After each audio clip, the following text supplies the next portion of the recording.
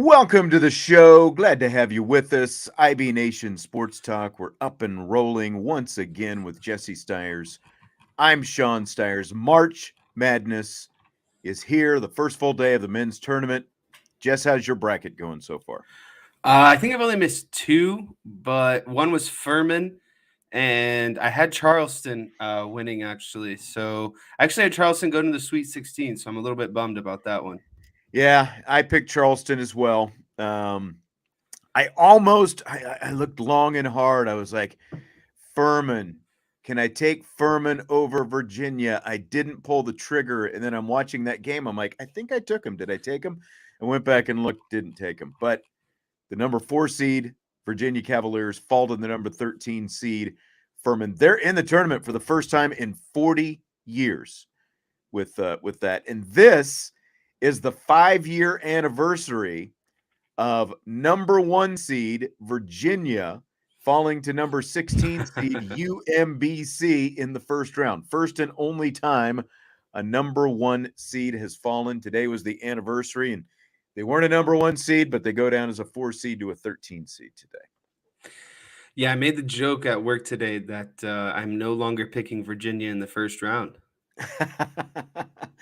That might be the way to go. They've had some misfortune over the years. Well, they And just play a style that's just so slow, and so yeah, any team can stay in it essentially. And like that's true. Furman has a lot of offensive power, and so it just takes a run, and that's what just makes them so miserable to watch. And I think that the part that shocked me the most was, that guard for Virginia. I'm pretty sure he's a senior, and he just chucked up the ball, and they had a Yeah. timeout left. It's just like, if you're gonna play the way Virginia plays, that's like the number one list of things you can't do is the stupid things like that. And it was just really mind-blowing to see because of, like I said, they're a disciplined team, and that guy's a senior, so it's just very interesting. The stupid things are on the list of things not to do. That's for sure. I saw one, oh, my bracket is shot guy on social media today. And look, unless you had Virginia winning the national championship, your bracket is not shot. They've played, they've played what at this point? All of 6 hours of basketball. Your bracket's not shot yet. So I don't want to hear it right now. But let me ask you this.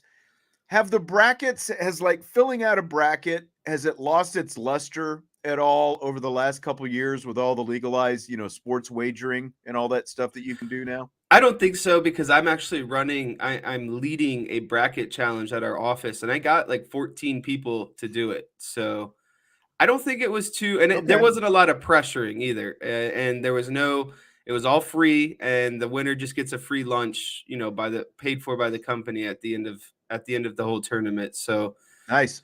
I guess what I would say is I used to be one of the people who would like fill it out immediately, get the bracket as soon as I could, but I'm actually like last second now. I like to see how, things go. I like to see people talk about it. I like to see, like, I didn't fill out my bracket until like 11, like 10:30 this morning, and obviously game started at noon. So I guess I'm just more of like a wait and see now. I'm not so anxious and excited about when it gets released as I used to be.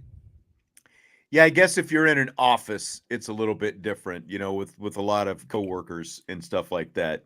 There's like 6 of us here at Irish Breakdown. And so it's a little bit different. Vince and I were talking last week, like, should we put up some kind of bracket challenge or something like that? We never did it, but maybe if there's interest, we'll do it next year or something. It could be fun. There hasn't been a whole lot of bracket, chatter in the chat or anything like that. I'll tell you what, hit the like button if you would. We appreciate it. Help out Irish Breakdown. Subscribe, rate, review. Subscribe to us on your favorite podcast platform. It does help us out. Niele Ivey announced this morning the news that I think maybe some people, kind of had an idea was coming, even if it wasn't official. Olivia Miles is going to miss the NCAA tournament. Starts tomorrow for the Irish women at Purcell Pavilion. We'll talk about that coming up in a little bit. We've got some spring football talk first, though, that we're going to get into. And we started it with the offense earlier this week. We did some breakout predictions, and not just predictions. We did a draft. And just to remind you, we each picked 5 players for potential breakout guys this spring. Jesse has Rocco Spindler, Dion Colsey, Jaden Greathouse, Eli Raridan, Billy Schrouth. I have Tobias Merriweather, Jadarian Price, Andrew Kristofic, Braylon James, Mitchell Evans. I'll just say, you got the first pick, and I ended up with the 2 guys who I would have I was debating between for the first pick. So I'm pretty happy with my picks. We'll see. Could still, Rocco could end up still in the show. We'll see. But I'm really happy with my offensive picks. I don't know about you, Jess, but looking at the list, potential breakout type guys for the defense, I think this draft is going to be a little bit tougher than the offense. What do you think? Yeah, I think it's going to be tougher, but I think that there's more excitement on the defensive side of the ball, at least in my opinion. I like that. I like that. Um, Tommy Gunn says he's still disappointed in Steyer's squared crew that neither of us picked Hartman. How you going to pick Hartman when the guy's thrown over 100 career touchdown passes? Just because he hasn't broken out at Notre Dame, that guy is broken out every which way. So I'm not seeing it. I'm sorry. That's just low hanging fruit. I think we had to go with the potential of I feel like we did more of like boomer bust guys. You know what I mean? Like guys who are on that fringe of boomer bust. Obviously, Yeah. everyone knows Hartman's going to start and he's going to be a boom. So there's you just can't take him in that situation. I'm surprised you didn't take Joe Montana. I'm surprised. I don't know. So I'm going to give you the first pick again. So you've got first crack at it. I'm going to let you go at it. There's a lot of different guys on this list. There's some, intriguing options out there, but we're going to draft our breakout teams for the defense. And again, I've got them for the offense, and we'll have them for the defense. And then at the end of the spring, we'll see who won. And I saw a suggestion the other day that the loser has to give up Dallas Cowboys fandom. Gladly. But after this offseason, I don't know. They've actually looked competent a little bit so far. Cutting the dead weight with Zeke, picking up another solid corner. I mean, with their corners and defensive line, it's going to be tough, Mm-hmm. And even that's the thing is they already have a pretty solid defensive line. If they can grab, some sort of defensive tackle, get some pressure on the quarterback, I mean, that's only better for your secondary. That's already going to be solid. Let me ask you this. Should Javonte, I didn't put him on the list, but Tommy obviously thinks that Sam Hartman should qualify. Should Javonte Jean-Baptiste, the defensive end transfer from Ohio State, who played, but he was kind of a role guy at Ohio State, a rotational guy, should he be eligible for this breakout draft tonight? Is he eligible to be a breakout player? I think he is because of what you said. Okay. He wasn't like a Foskey, you know what I mean? He wasn't like the guy, the starter. And technically, I mean, he's still fighting for, whatever his snap count is going to be here at Notre Dame. And I think there's a potential that if he has a good, spring and fall camp, that he could be the number one guy and turn into someone like Foskey. Like this could be his breakout year as an every down kind of starter. I can see that. All right, so who you got then? Who you going to go with? Number one pick, breakout player. What's your pick, Jesse? So I learned that. So on the offensive side, I got caught up with who I think kind of like was the biggest kind of risk reward guy, and I don't think that you would have taken him maybe at all, or even not even until like the third or fourth pick. So there's a guy I'm really high on, but I don't think you're going to be high on. So I'm going to change my strategy this round. I'm just going to start going. Hold on. Before you say anything, because Anthony Solomon is saying Watts. Are we making Watts a breakout candidate? Because again, he came on as the season progressed last year. Is he full-fledged? Is he full-fledged right now, or is he still eligible for breakout player? See, that's another tough one. And I know that on the list you were talking about, are we going to accept him or not? But I mean, he still had, 39 tackles, a sack, no interceptions. But, I think that he's I don't know. I think no. I think that Xavier Watts already kind of broke through. It's just a matter of, is he going to be like that every down snap, or is he going to be within like a rotation in the secondary? Yeah, I mean, he's the most sure guy, it seems like. I mean, he definitely was not established at the start of the year, but by the end of the year, because there was no Brandon Joseph, we saw a lot more of him. I feel like he's broken out already to an Same. extent. Like he's not waiting to be kind of, discovered kind of thing. All right. So, So we'll so leave no Watts off Watts. the list. Watts is off the list. Javante Jean Baptiste is on the list.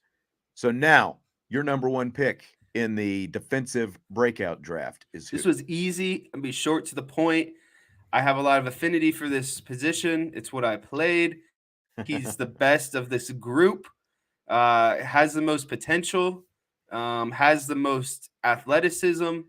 And just reminds me a lot of Jalen Smith and what he can become. So I'm going to go with Jalen Sneed as my first overall pick. All right. I was wondering if you would go there or not. So you were going Jalen Sneed right off the top. And see, that puts me in a little bit of a predicament See, now now. you're in a bind because if you want to Uh-huh. match, you got to take the other Uh-huh. probably solid guy out of that group. Which way am I going to go with this? I tell you what, I'm going to go with what I think is a safe pick, a guy who has shown flashes, but I don't think has fully broken out yet, and that's Jordan Botelho, the defensive end. Ooh, okay. Because so, again, like, could you make a case that the Gator Bowl was a little bit of his breakout? Sure, but there were 12 games before that where he was completely a role player, and two more seasons before that where he was completely a role player, and we kept waiting on him, and we kept waiting on him, and it never happened. So we saw a flash of it, somewhat similar to Lorenzo Styles. Like just because Jordan Botelho had a nice Gator Bowl doesn't automatically mean that it's going to run into this season. Unfortunately, it didn't happen for Lorenzo Styles last year. So I'm going with Jordan Botelho. Ton of talent. Everybody raves about this guy, but we haven't seen him put it all together consistently yet. And the opportunity is now completely there for Jordan Botelho to seize that Viper defensive end spot and make it his. So I'm going with him. Okay, so that leads us to number 2. Your second pick. I am going to roll with another, or not another. I'm going to go with the safety. I think it's a big position this year with the with the departure of Brandon Joseph, and then Notre Dame's been stacked at safety. If you look at kind of you had what was his name before Kyle Hamilton, the Hawaiian guy that got drafted. I don't know why I can't think of his name. Alohi Alohi. Gilman. Yeah, Alohi Gilman. So you had Gilman, and then you had Hamilton, and then you had Brandon Joseph. So Right? I'm going to go with my man Ramon Henderson with the Okay. second overall pick. I like that pick. He's a guy, again, who we've seen little bits and pieces from, and he's going to have a heck of a lot more opportunity at a lot more reps now this spring. So I like that. Someone's going to have to stick back there. Like you would think going in that Xavier Watts and Ramon Henderson are the two guys, and DJ Brown, kind of bouncing around reserve behind him. But again, like we talked about earlier this week, got to find someone else who can step up, especially if you think you're going to make it through an entire season with just two guys. You're going to need someone else back there, but I think Ramon Henderson has got a really good chance to step up and make a name for himself. Well, I just don't know how I'm already losing this. I freaking picked Jalen Sneed. How is that losing? After one pick, I picked like probably the best overall athlete on defense. Anthony said Jesse's been running algorithms today to assist him in identifying his picks. That could be true, Mr. Math over here. I've been focused on college basketball, being honest. Yeah, I mean, I've spent a lot of time looking at it as well. Well, if you're going with Ramon Henderson, and I've got Jordan Botello. You've already got Jalen Sneed. I'm going to go with Prince Colley. As That's who I thought you were to go with first, if we're being honest. I did consider it, but I felt like Jordan Botello was, like the high end, like high ceiling type guy who, again, like flashes, but hasn't completely broken out. Same with Prince Colley. There's a lot of talent there. We know it. And this is an opportunity for both Prince Colley and Jalen Sneed this spring. And maybe you can speak to that a little bit. As again someone who's played linebacker and been through spring practice and all that kind of stuff. The opportunity they have in a spring setting to potentially make a name for themselves before they get into the summer. Yeah, I mean, this is going to be the biggest spring for these guys. I think these guys up about the opportunity now that they've been here. They've gotten accustomed to the system because I think it was fairly obvious that the number one thing that was holding them back, and not what a lot of people don't realize, is in order for you to be trusted out there on the field, you got to line up right first, right? You got to set the strength of the defense right. You got to make the calls, and that's all happening, boom, boom, boom, in live time very quickly. And you saw it during the Gator Bowl when Prince Colley came off the field and Marcus Freeman wasn't getting mad at him, but it was obvious that it was a teaching moment, right? And he's letting him know, because I'm pretty sure there was a turnover on the play, so they got fortunate that he got bailed out on that play. But as a linebacker specifically, you have to be able to align your defense, and in a defense, like Notre Dame's, one guy being off is going to blow the entire assignment. So, I just think that those guys have a great opportunity this spring, both of them, and I think they're both going to get a lot of playing time, and it shows a lot that they were trusted, on special teams last year. Yeah. Okay, so we've each got two. Who's your third pick going to be, Jess? My third pick overall, and the reason why I like this pick is because he's going to be moving down to the defensive line, from my understanding, and I think he can have a big impact as being a guy who's maybe a little tiny bit oversized for linebacker, but is going to be a little undersized Where are you for going? defensive line. But I'm going to go with Junior T as my third overall pick. Tui Alamaka? Yes.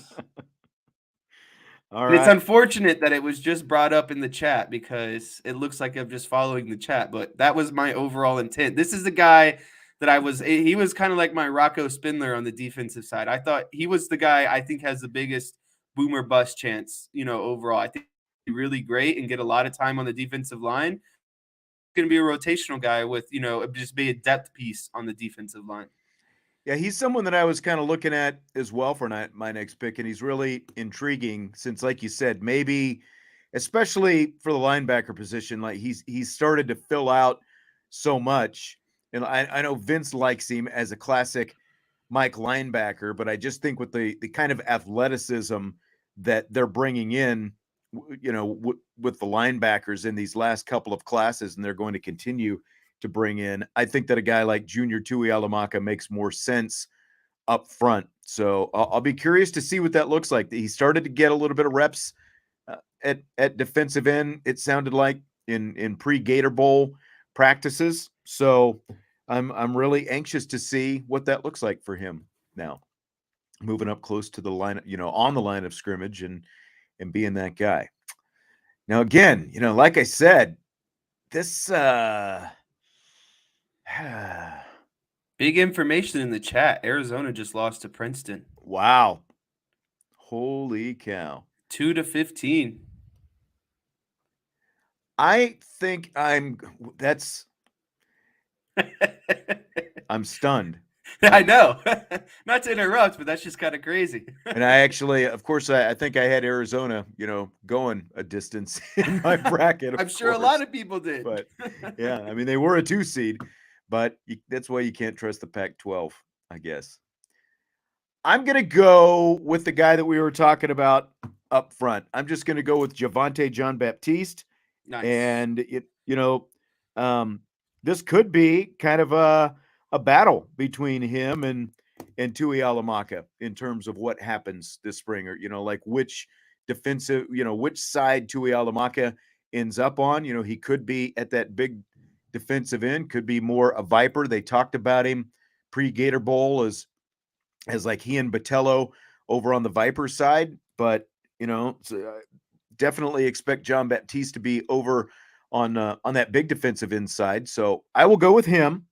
And we've each got a defensive end now. I guess I've got two defensive ends because I've got Botello as well. But again, like this is a guy at Ohio State who, he was there and he was a rotational player, but he has yet to really, I think, live up to his full potential. And that's a big part of why he decided to come here to Notre Dame, because they were in need of some help up front. And he thinks he can give to him. And of course, the relationship with Al Washington.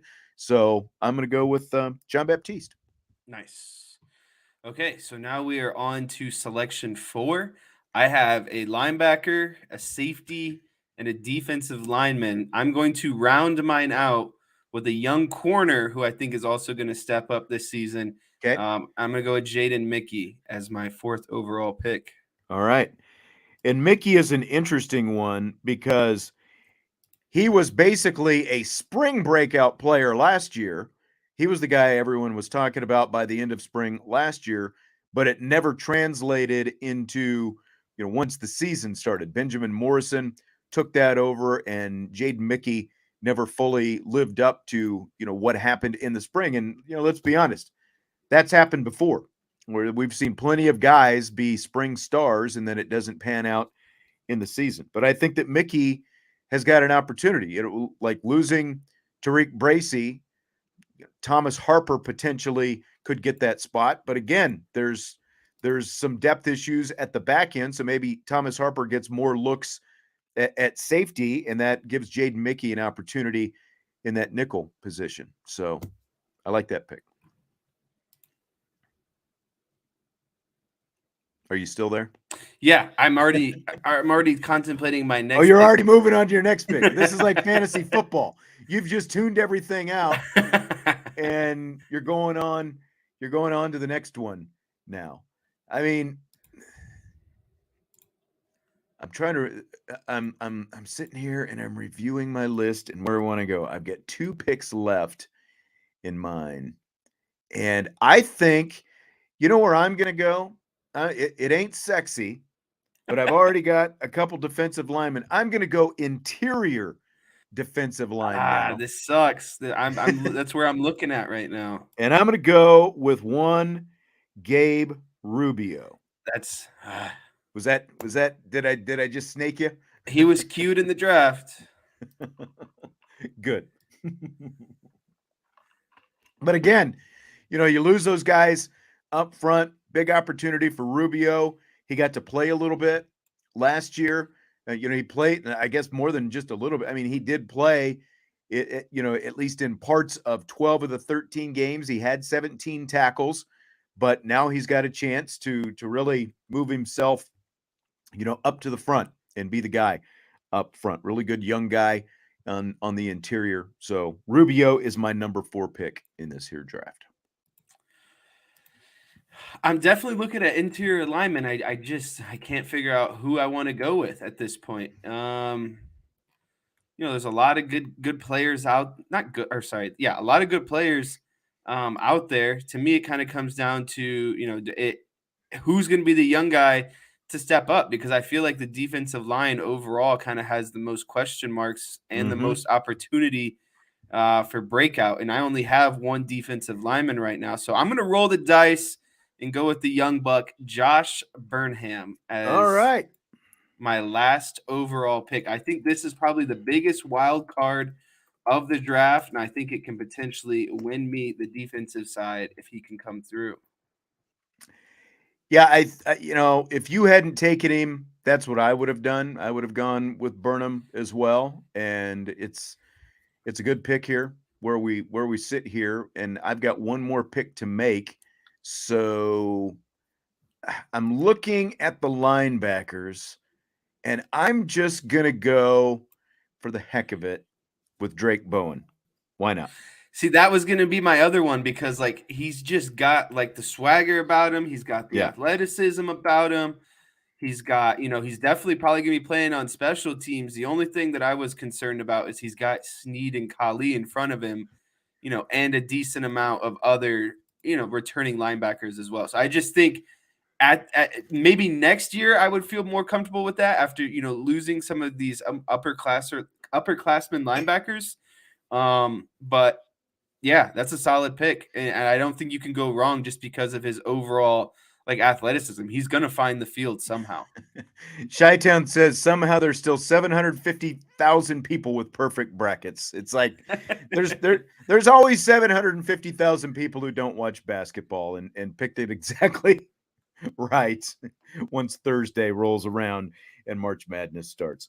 So again, here's what it looks like tonight's defensive breakout draft. Jesse has Jalen Snead, Ramon Henderson, Junior Tuihalamaka, Jaden Mickey, and Josh Burnham. And I've got Jordan Botello, Prince Kali, Javante John Baptiste, Gabriel Rubio, and Drake Bowen. And Alex Ahrensberger is a guy I've thought about, but same. I couldn't pull it. He's been here for too long, I think. I think his window has passed him, and that's that. I was deliberating a lot on him for that reason. Way too quiet a season for him last year for me to put him in there. Like, like if we were going maybe one more pick in this draft, I would have tacked him on at the end, but just if he does break out this spring, good for him. And I think that would be good for the defensive line as well. But I'm just, as of right now, there's like nothing trending in that direction. And he was trending in the right direction, one defensive line coach removed, but he is not right now. So take that for what it's worth. I thought that there was a very funny comment in the chat. Who picked Marist? He's due to break out. That was a good one. That was a good troll drop. Yeah, no kidding. Should have known there'd be somebody tonight. Well, the other big news, I guess the big news of the day in Notre Dame land is Olivia Miles. She's going to miss the entirety of Notre Dame's NCAA tournament, which of course means the rest of the season. They made it official today. Her season is over due to a knee injury. Niele Ivey made the announcement at her pre-tournament press conference this morning. Here's what she had to say. By addressing the news this morning on Olivia Miles that she missed the remainder of the season. As we said in our statement, she's been working with our doctors and trainers over the last couple of weeks. And while it's devastating not to have her, she's progressing in rehab every day. She's going to be an active cheerleader like Dara, leading from a different capacity. We've determined that she's going to have her surgery late next week. The current timetable for her return is that we hope that she'll be back for the summer in order to participate for the workouts. And my focus now is on this team, excited for this opportunity to play here back in South Bend, a team that has overcome a lot of adversity, and super excited that we brought the regular season ACC title back to South Bend. Looking forward to trying to make a deep run in the tournament. So there's Niele Ivey making the announcement about Olivia Miles. And I don't know about you, Jesse. Like, she said she hopes that she'll be ready to go for the summer. And that's like 3 months removed. Yeah. And, we can't say what it is, and you'll hear why here in just a second. But the summer seems like a very aggressive timeline to me. Yeah, and for someone who's going to have knee surgery. Any knee surgery that I've heard of it is like at least 6 months. So we're talking, we're middle of March. That's like middle of September at the earliest. So I think that the more, I guess not appropriate because I'm not Niele Ivey and, I don't know the extent of what's going on. Right. But I think the more reasonable thing is just optimistic that she can be back game 1 next season. Yeah.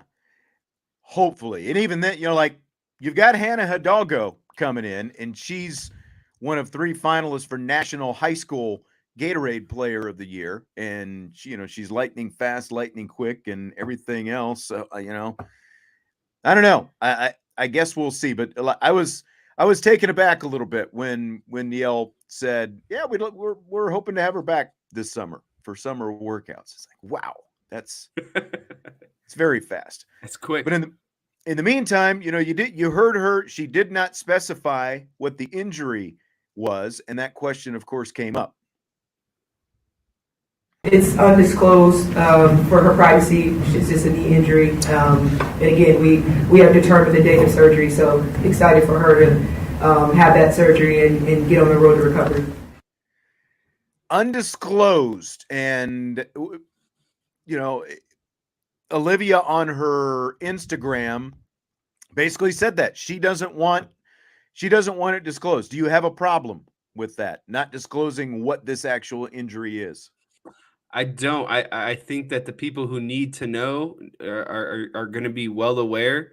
I'm not sure, if I guess the thing that I most question or it would bring the most scrutiny to is just overall, like, why? What's the biggest benefit or pro or advantage out of not saying what it is overall? I don't know if it's if it has to do. The only thing I can think of is like the potential to WNBA down the road, and it's again, I don't think that would fault or like hinder that whole process. So maybe it's just a personal preference. Maybe it's just something that she wants to deal with, with the team and the training staff, and everything else. But again, I just don't. I don't care at all. But I guess I would just want to know the overall, like, what's the biggest benefit or what's the leading decision on that.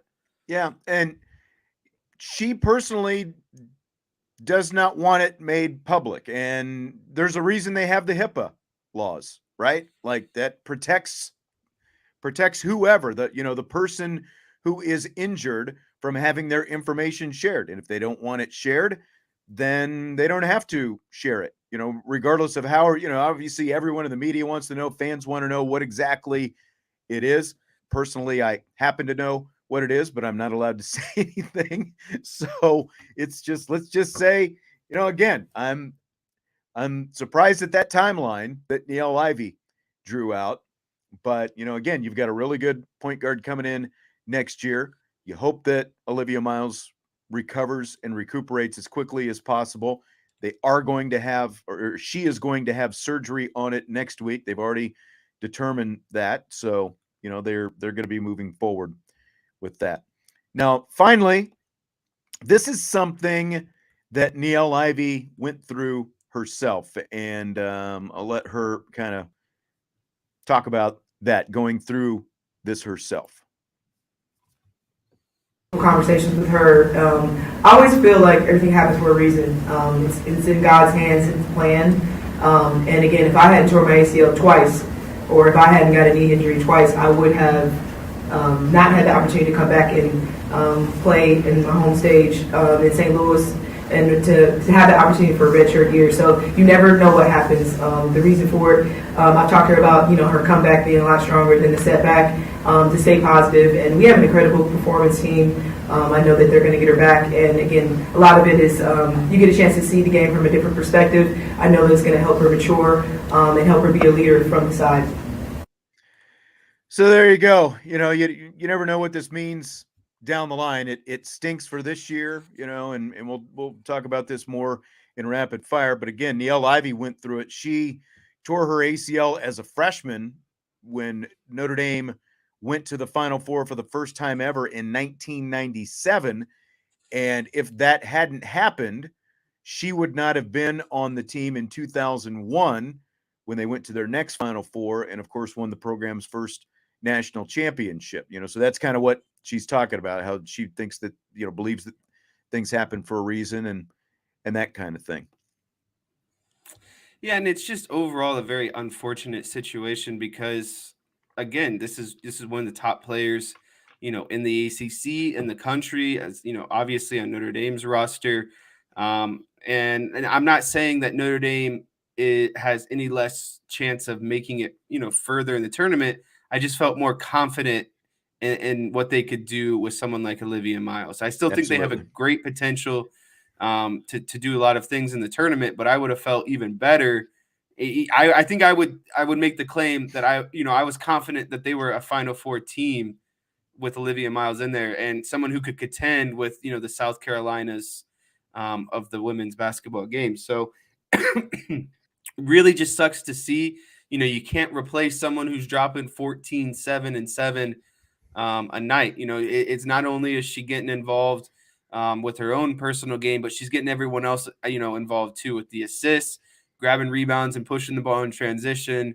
And it's just it's going to be a different tempo in the way that they're going to have to play, and hopefully that's having this time off and getting to play those games in the ACC tournament could have gave them some trial runs of how their formula is going to go now without Olivia Miles. Only player in the nation averaging over 14 points, 7 rebounds, 6 assists, and 2 steals per game. And again, unfortunately, they will not have her for the NCAA tournament. And all the best to Olivia Miles. Tournament does start tomorrow, though, and it tips off a little after 3:30 at Purcell Pavilion. Notre Dame and Southern Utah, champions of the ACC versus the champions of the WAC. Well, Jesse, are you ready for rapid fire? I am ready. After my incredible draft that's going to beat your team, I am ready to now transition into some rapid fire. Yep. All right. So college football writers Stuart Mandel and Bruce Feldman of The Athletic each did their own lists of the top 25 college football's coaches in the country. Marcus Freeman is not on either of those lists. Fair or foul? I'm going to say that is actually pretty fair in my eyes, and I'll say that because this is Marcus Freeman's only his second season as a head coach, and last year he was again he was 8-4, right? So I mean overall, what is there to say? A guy was his first year head coach. I don't think he was horrible last year, but I don't think that he could have obviously done better. And so, yeah, I considering the college landscape, considering this is only his second year as a head coach and what the program accomplished last year, I think that that's totally fair for right now. I completely agree because they were 8-4 in the regular season. They won a bowl game, so they went 9-4. But again, like it's not even like, okay, yeah, they lost to Ohio State, they lost to USC, but we know who they lost to. You can't lose at home to Marshall and to Stanford and be considered top 25. I mean, he's got things going in the right direction. Recruiting is a big part of it, so I think that's going to help him down the road. But for right now, there's no way you can include him in the list of top 25. Brian Kelly, by the way, was in the top 10, I think, in both of these lists. Of course, they were both very impressed with what Brian Kelly did in his first season at LSU. After that turned into a dumpster fire 2 years ago. Yeah, and I don't disagree with where he is on that list either, considering, what he did at Notre Dame over his last 4 to 5 seasons, what he did in that first season at LSU, considering, the conference that they play in and some of the teams that they beat, whether you like him or not, Brian Kelly's biggest strength is he is a good coach. That if you separate everything else out of it, he is a very good coach. And yeah, I'll just leave it at that. Yeah. That's that. Yeah. And, again, just like what I said, and when like Anthony is saying, you can't lose to Marshall and Stanford and be considered among the top 25. A couple years from now, he very well could be, but you got to be better than 8-4, 9-4 in your first season to be in that company. Fill in the blank. Kind of along the same lines. It's blank that for the second season in a row, Notre Dame's over-under total in Vegas is 8.5 wins. For me, that list is fitting because they won 8 games last season, and then coming up this season, it's not like their schedule it has room for potentially 3 losses, right? Because what you're saying is, at 8.5, are they going to get 9? Or are they going to be at 8 wins overall? And, Clemson is going to be tough. USC is going to be tough. Ohio State's going to be tough. I mean, that's 3 games already. And last year that they proved that they couldn't take care of business outside of the big games, right? Losing to Marshall and Stanford. And so based on that, based on history and last season, there's every indication that they could drop a game that they're not supposed to drop on top of those games that are already kind of 50-50 of Ohio State, Clemson, and USC. So I think 8.5 is a very fitting number. I'm going to say that they're going to be over that. I think they're at the 9-10 mark next season. I personally would have set it at 9.5. But Vegas knows more than me. But I think 8.5 is fitting. See, that's like last year. I think Vince and I, and maybe you as well, we railed on the whole 8.5. Are you kidding? You know, what are you seeing? What are you not seeing? How are you disrespecting him? Blah, blah, blah. Well, what happened? 8-4. You know, it proved to be Vegas got it exactly right. You know, they sucked a bunch of money from Notre Dame people who threw down money on that, betting the over because there was no way they were going to be under. And then again, they go 8-4. And again, this is regular season total. So like the 9th win in the bowl game doesn't matter. But here they are. And it's the exact thing that we were just talking about. When you have the stain of losing, and not just the fact that you lost to Marshall, but you lost at home to Marshall in your home opener. The very first game Marcus Freeman coached at Notre Dame Stadium. And you laid a complete egg against a horrible Stanford team as well. And again, at home. And when you have that kind of stain, and you also have Ohio State, Clemson, and USC on the schedule, it is very easy to see why they would set it at 8.5. And quite honestly, like you said, you would set it at 9.5. I think 8.5 is completely fair. And again, honestly, I don't know which way I would wager right now. Like, I feel like they have moved on from those stumbling blocks of last year, but we've got to see that now in action. They're going to have, all these things that they're doing. We got to see it in action still. That's, as I've said time and again, the biggest question that Marcus Freeman has to answer is, can you move past those kind of inexplicable losses and win the games that you're supposed to consistently, and then give you a chance in the big games as well. Agreed. Scale of 1 to 10. We were just talking about Olivia Miles. What's your confidence in Notre Dame women's basketball this weekend with no Miles on the floor? I would say 10 out of 10, but there's always a chance. And when you're obviously down one of your best players, it increases to that chance. But I'm gonna set at a solid 9 out of 10. I have no doubt that they, that they're going to lose this first game. I think that they're going to handle their business against you Southern have no Utah. doubt they're going to win this first game. Right. Sorry. I have no doubt about that. And then I don't in reverse. And, Creighton and Mississippi State, not to get ahead of everything, but, we're talking about this overall, first couple rounds here, this first weekend, getting to the Sweet 16. I give them a 90% chance of making the Sweet 16. Again, I don't think that Southern Utah is to be feared, and I don't think that Creighton and Mississippi State are to be feared. But once you start getting down into the Sweet 16, I think that that's where you're going to start to see. That's where it'll change. Or you're going to start to feel and hurt, Olivia Miles and what she brings. Yeah.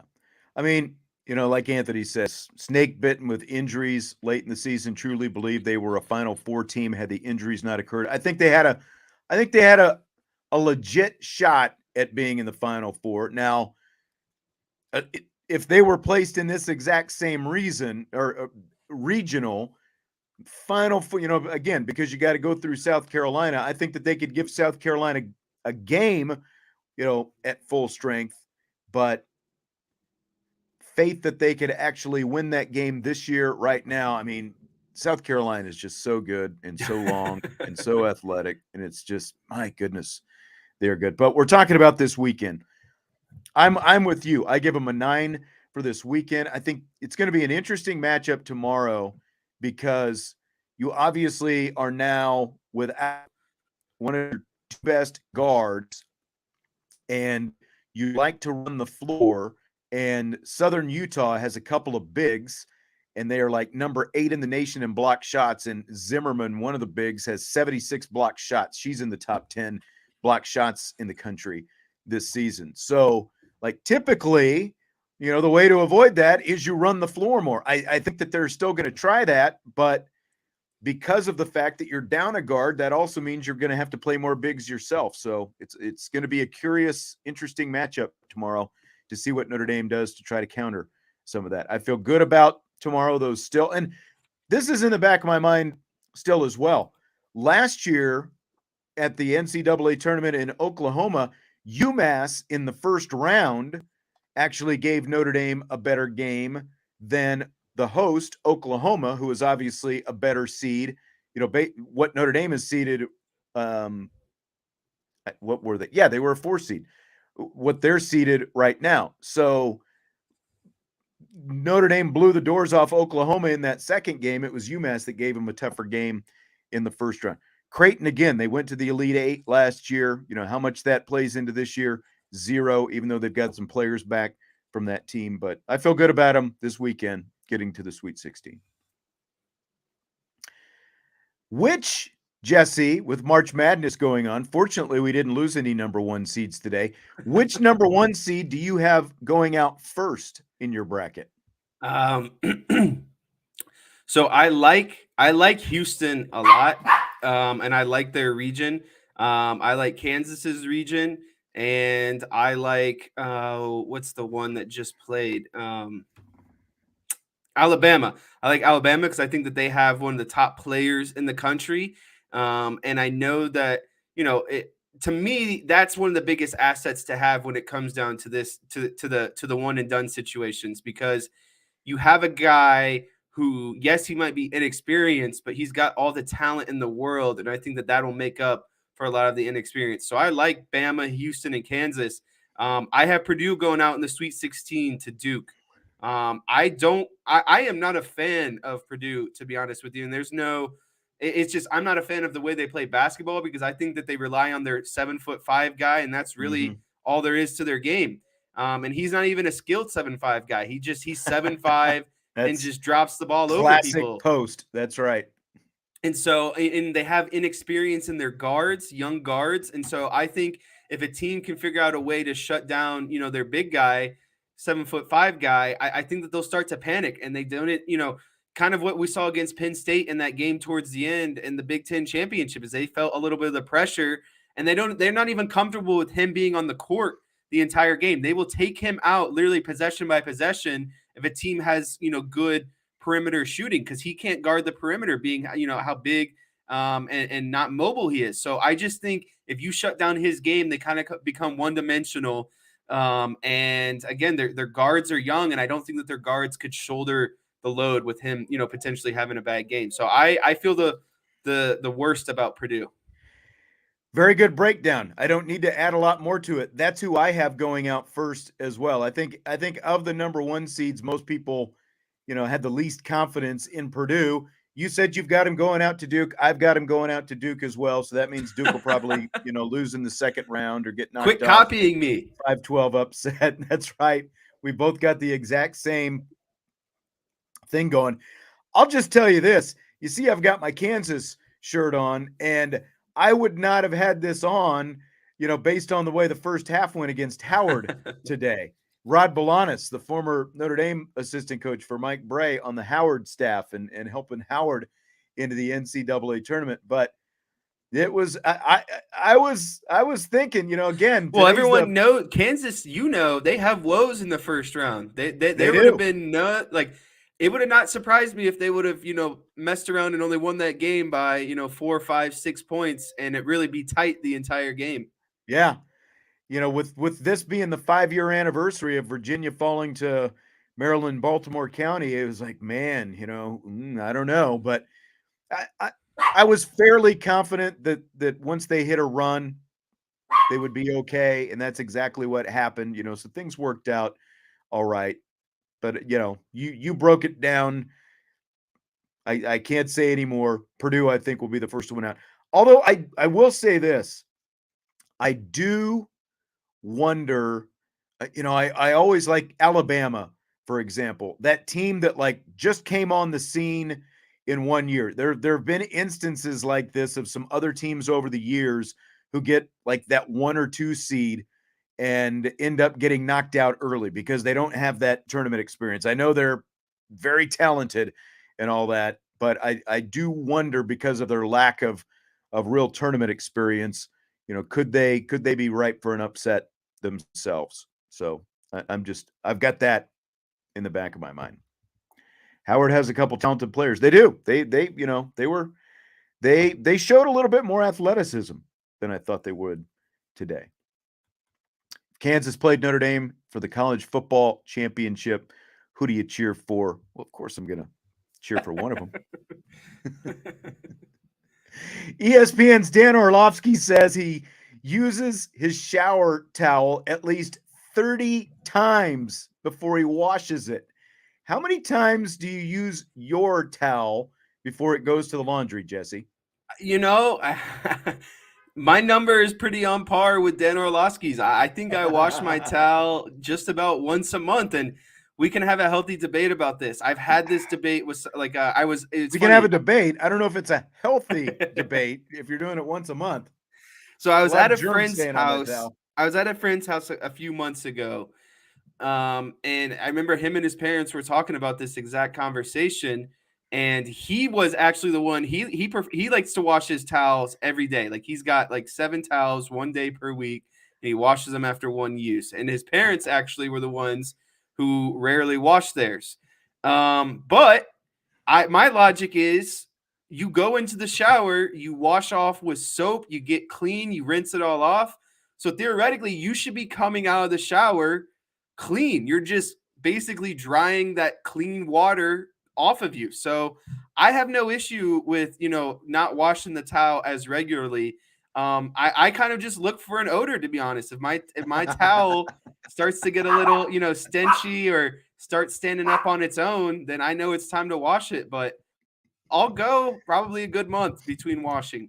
That is, I agree with what Tommy is saying. Once a week would be about it for me. Like, and you know how this household operates with your mom around here. It's like your guys' towels get washed every day. So. Yeah, well, not quite that often, but at least a couple times a week they're going in the laundry. But like if it was just me, it would be at least a week in between changing towels. It would be right around a week. A month, that's pushing it. It's like I got another towel in the closet.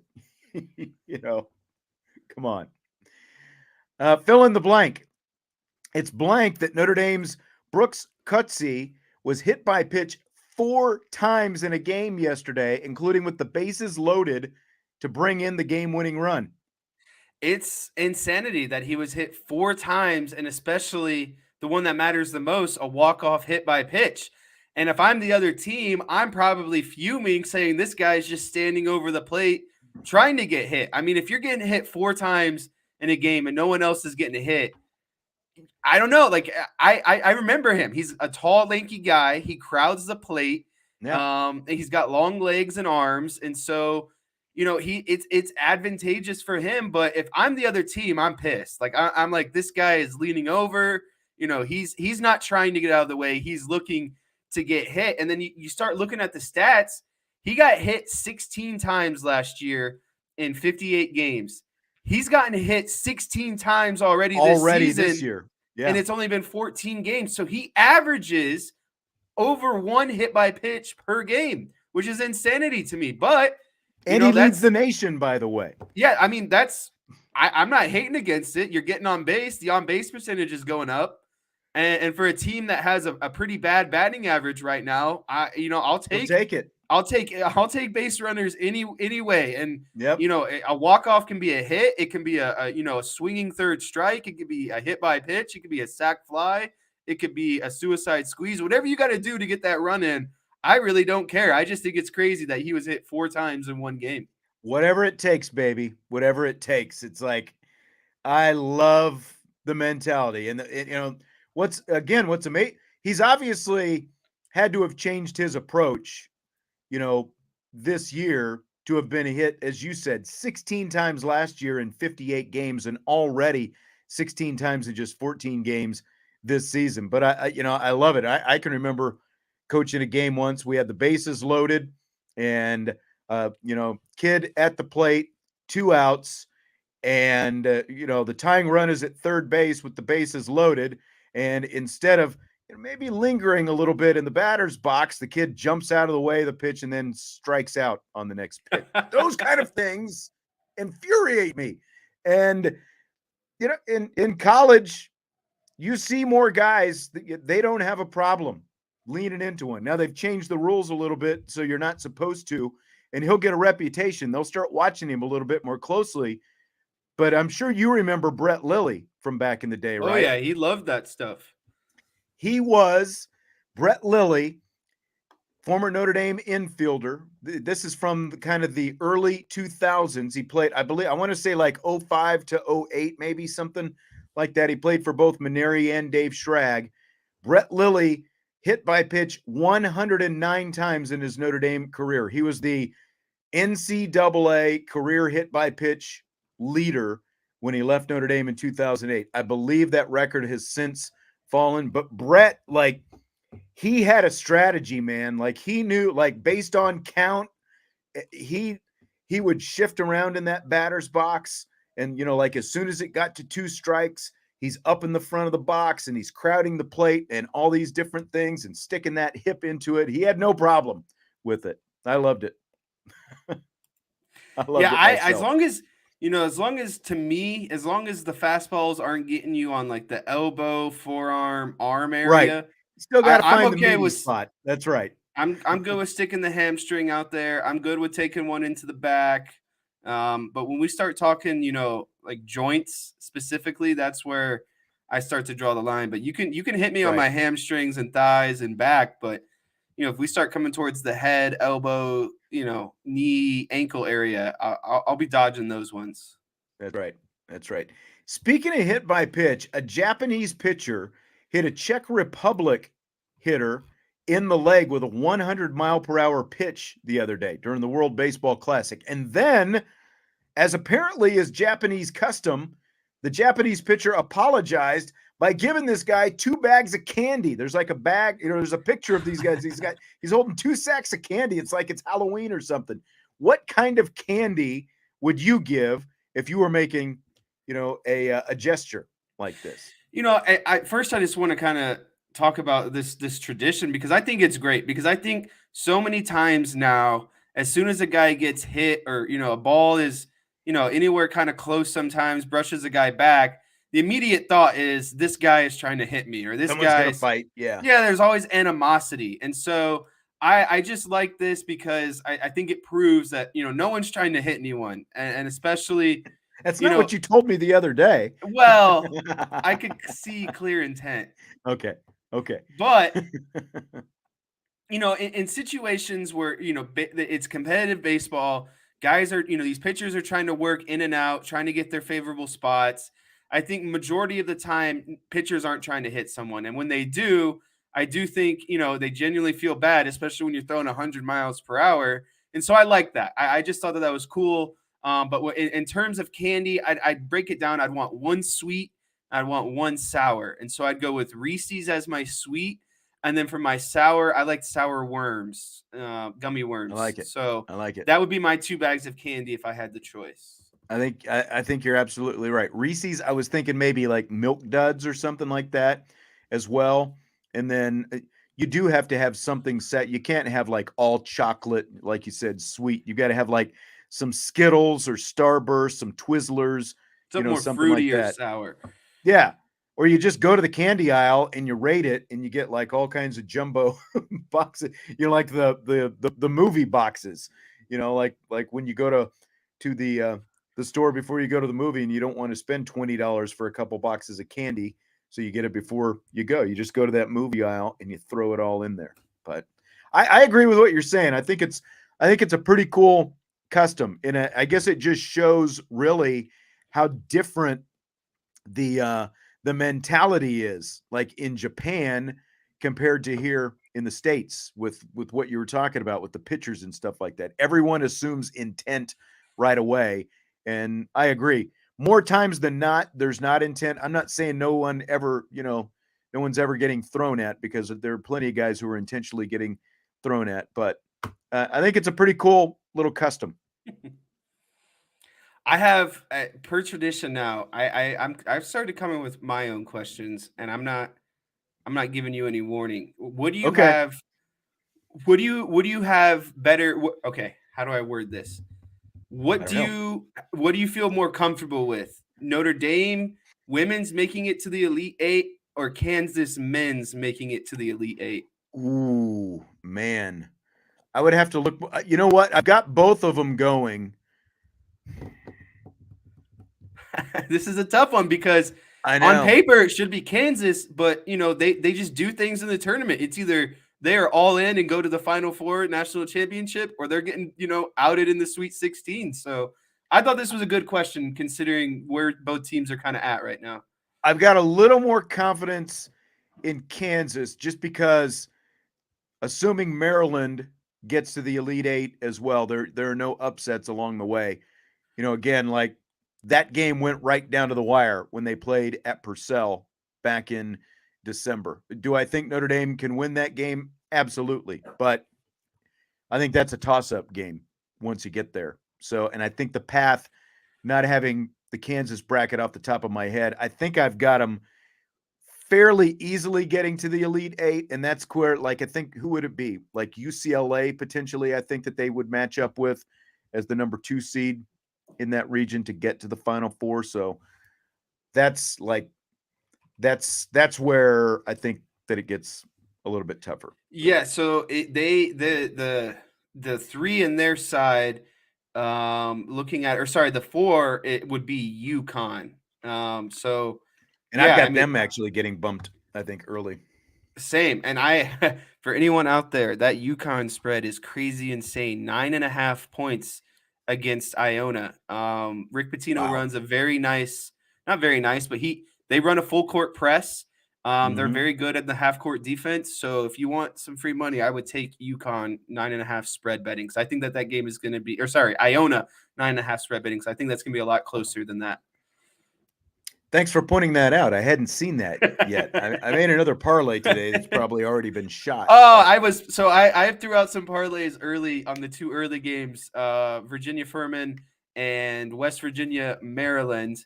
I parlayed Maryland and Virginia to win. That went 1 for 2.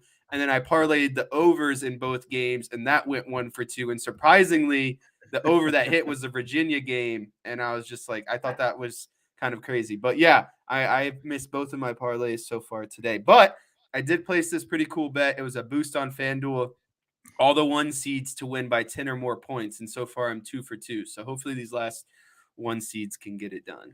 I wish I would have seen that. I did not see that before the tournament started today. And let me look here and see what I've got. Of course. Let me see. Yep. Just hit the settled button. Hold it. I had Charleston plus 5.5. They lost by 6 points. That's tough. I picked Charleston to go to the Sweet 16. Yeah. And that's done. Yep. So there you go. Well, I guess my other options are still out there, so maybe I'll throw Iona in something. Who knows? All right. Well, thanks for joining us tonight. Again, I'm not sure if there's going to be a rapid fire show tomorrow. If there is, it will be without me because I'll be doing the Notre Dame women's game at 3:30 tomorrow afternoon at Purcell Pavilion. I'll see you over there if you're over there. In the meantime, of course, have a happy St. Patrick's Day. I almost forgot. I was wearing my That's a nice hat. St. Patty's Day. I just got this New Era. I bought some New Era stuff a while back, and so now I get texts and emails from them all the time, and this was a special that they came out with last week. So just got it. Very nice. Yeah. All right. Well, have a good one, and we will talk to you next week on IB Nation Sports Talk.